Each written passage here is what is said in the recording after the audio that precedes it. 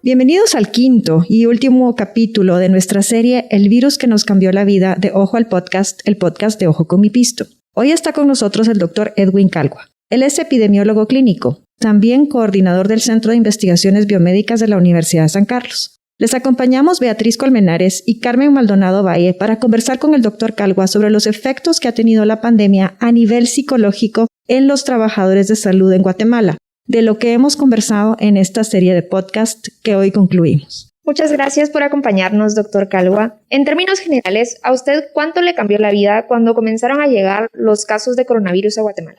Bueno, antes que nada, Beatriz y Carmen, muy amable. Gracias a los que están escuchando este podcast. Número uno, fue un impacto bastante fuerte. Pero creo que las personas como nosotros estamos prácticamente entrenadas para ver este tipo de situaciones. Lo hemos generado como una práctica personal, pero también creo que institucional, que cuando han existido no solo estas situaciones, como lo que pasó en su momento con el volcán de fuego, por ejemplo, inmediatamente reaccionamos. O sea, contrario a que lo que la gente piensa es de huir, de temer, lo que hacemos es inmediatamente pensar en soluciones, porque sabíamos que esto se iba a complicar. Ya lo veíamos ver cuando se hizo los primeros aspectos en China. Entonces, cuando llegó aquí en marzo, la idea prácticamente nos dio un tiempo de preparación mental para decir, bueno, cuando esto venga, estamos listos para verlo. Y voy a añadir un aspecto más. Cuando decidí hacer epidemiología clínica, y no se trata de mí, pero es parte de la preparación que hay, no decidí hacerlo aquí en Guatemala, decidí hacerlo en Estados Unidos. Precisamente porque eso me permitiría tener de alguna manera una visión de cómo se debe enfrentar algo de una manera global. Cuando pensé en este aspecto epidemiológico que se aplica en desastres, se aplica en aspectos de riesgo, siempre visualicé en que en algún momento requeriríamos de entender una visión global, que usualmente es una debilidad que tenemos aquí en Guatemala. Cuando en los aspectos de formación es más que todo local. Fue una enorme ventaja que de unos 10 años atrás, esto no fue una improvisación, un grupo de profesionales que vinieron de Estados Unidos a la Universidad de San Carlos y a la Francisco Marroquín nos permitiera generar un grupo de epidemiólogos con una formación global. Y entonces, cuando esto vino, estuvimos listos. Creo que si eso no se hubiera dado 10 años atrás, no hubiéramos estado preparados técnica, científica y psicológicamente para enfrentar y ver el producto que ustedes están viendo ahora de los hallazgos en el ámbito científico, específicamente de salud mental, como vamos a abordar. Hablemos de los momentos más desesperantes, doctor Calgua, y de cómo les afectó a nivel general a los profesionales de la salud, al personal médico, el hecho de tener que enfrentar una pandemia de estas características. Lo más desesperante fue el hecho de tener que ver personas tiradas en el piso, muriendo sin oxígeno porque no habían tomas de oxígeno, que no podían compartir las personas ese aspecto. Y al salir los médicos que se encontraban dentro de esas áreas, llorar, desplomarse, porque no tenían la capacidad de poder darle una cánula con oxígeno a esas personas. Y eso fue lo más terrorífico. Y lastimosamente, he de decirles que en el día de hoy, eso es precisamente lo que más terror nos vuelve a causar, porque hemos estado en los límites cercanos a que eso se vuelva a repetir aquí en Guatemala. Se está intentando que no sea, pero eso fue lo más aterrador de ese tema. Ver la muerte y no poder hacer nada. Y eso es algo que va a impactar en primer lugar. Lo segundo es poder ver a las personas y usted los ve a los ojos y le dice, usted tiene un factor de riesgo y muy probablemente no va a poder salir de esta. Y decírselo frente a la familia o ver ese último abrazo frente a la mamá y decirle dale un buen abrazo porque es muy probablemente no la vas a volver a ver.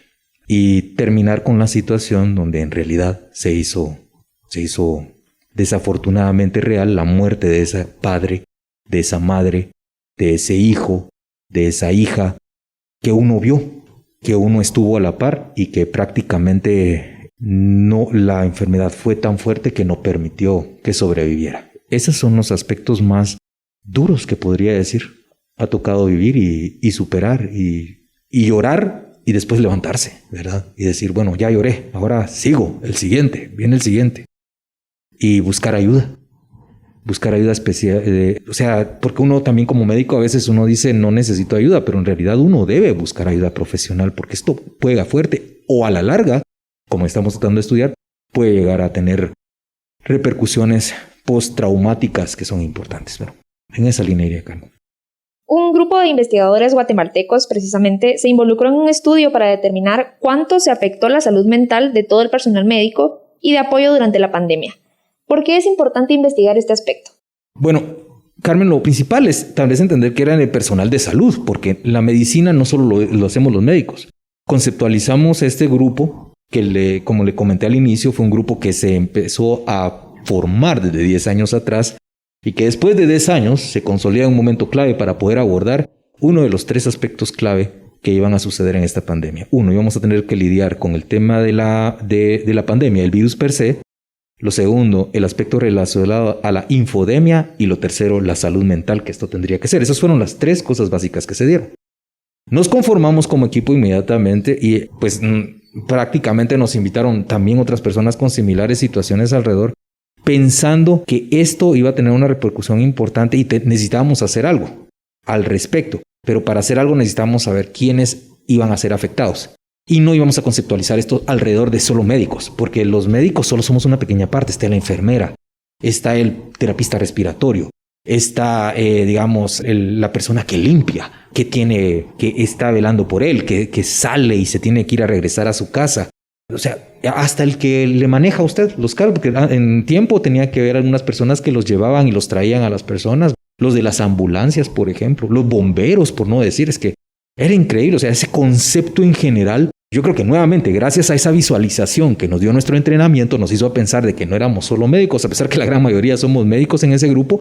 Dijimos, no, hay que abordarlo. Y nos centramos en ver toda la población en el sector de salud, los administrativos. Y se enfocó en eso específicamente porque sabíamos que ellos iban a recibir el impacto más fuerte. Porque tendrían que estar corriendo contra el tiempo para adquirir insumos, necesitarían correr contra el tiempo contra equipos que no existían, porque ahorita tenemos equipos, pero en ese tiempo no había ni caretas, no teníamos mascarillas, y era prácticamente decir uno, bueno, pues me toca, y entrar. Entonces sabíamos que eso iba a tener un impacto sobre la parte psicológica, y por consiguiente decidimos abordarlo, porque también sabíamos que no iba a ser en el momento, sino que iba a tener repercusiones posteriores. Y eso es lo que estamos tratando de ver ahorita, ¿verdad? Cómo manejamos y cómo vamos evaluando para saber cómo esa repercusión o cómo podemos hacer algo para que eso no repercuta mucho en las vidas de ellos individual y familiar. Usted nos dijo que en un momento dado tuvo que buscar ayuda. No solamente el personal médico, sino también las personas afectadas por el coronavirus, sus parientes, sus familias, están sufriendo efectos psíquicos a consecuencia de la pandemia. Están deprimidos, están angustiados. ¿Cuán importante es que llegue la ayuda mental, ayuda en salud mental a esta población, no al personal de salud, la gente común y corriente, doctor? Ahorita, Beatriz, en realidad necesitamos que eso sea una prioridad para el país. Vea, nosotros estudiamos el tema de salud mental también desde hace 10 años atrás. Hicimos una de las encuestas más grandes del país, de hecho la primera encuesta de salud mental del país. Y establecimos que prácticamente el 25% de la población guatemalteca sufre de un trastorno de salud mental. Esto porque ya traíamos rezagos desde de los aspectos relacionados a la guerra que hubo acá, además de la violencia que existe, que es otra gran epidemia en el país. Y aunado a esto se sumó la situación de la pandemia. Es un efecto acumulativo.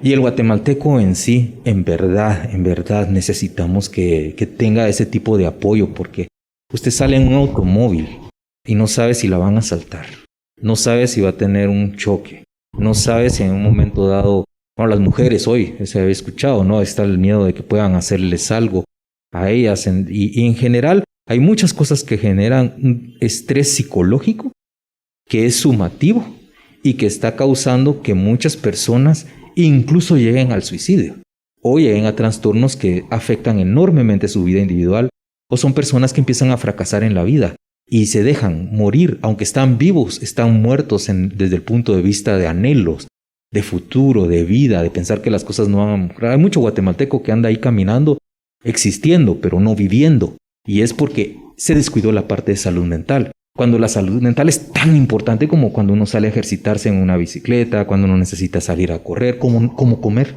Pero la gente, creo que como no lo ve, y lo que no se ve, no es posible cuantificar lo que es una cuestión, entonces hace que las personas prácticamente lo dejen por un lado Y luego es cuando usted ve trastornos gastrointestinales, trastornos de dolores de cabeza, trastornos alimenticios y lo peor, cuando ve conductas autodestructivas, como el uso de drogas, el uso de situaciones como manejar con alta velocidad y finalmente el suicidio. Cosas que son problemas. Ahora, volviendo al personal de salud, ¿qué recomendaciones le daría usted al personal médico un año después de la llegada de la pandemia a Guatemala para proteger su salud mental? Bueno, lo primero que todo, y es un aspecto importante reconocer como personal de salud que tenemos trastornos. Porque el gran problema es cuando nosotros mismos no reconocemos que tenemos un trastorno de salud mental. Si yo no lo reconozco, yo no puedo venir y puedo hacer algo al respecto.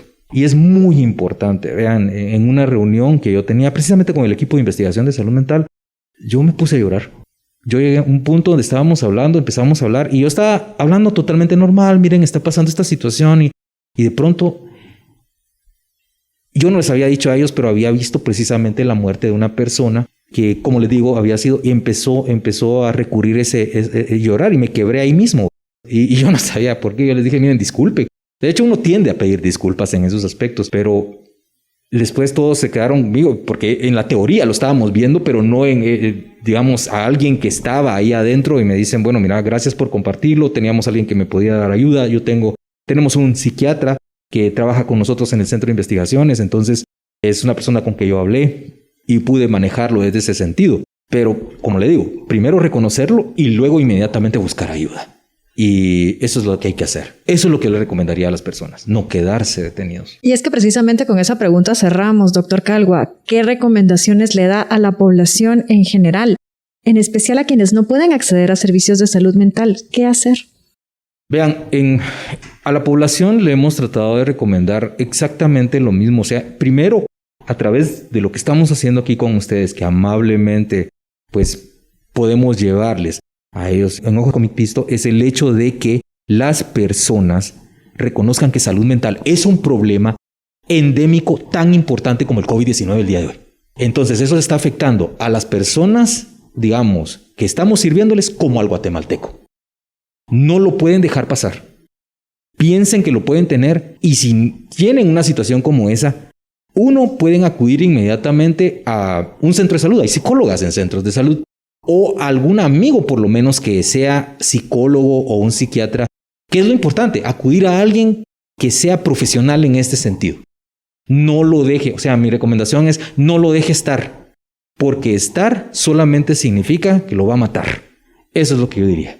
Estar lo va a matar. Lo más importante es reconocerlo, buscar ayuda inmediatamente y saber que sí es un problema. Y esa es la alerta que les estamos dando. Gracias por habernos acompañado en este 5º episodio de esta serie del virus que nos cambió la vida. Primero, gracias que nada al doctor Edwin Calgua y por supuesto a toda la audiencia. Con cerramos esta serie de Ojo al Podcast. Nuestra próxima serie, que la compartiremos en breve a todos ustedes, estará relacionada con el proceso de vacunación y todo lo que ha conllevado hasta ahora. Hasta entonces.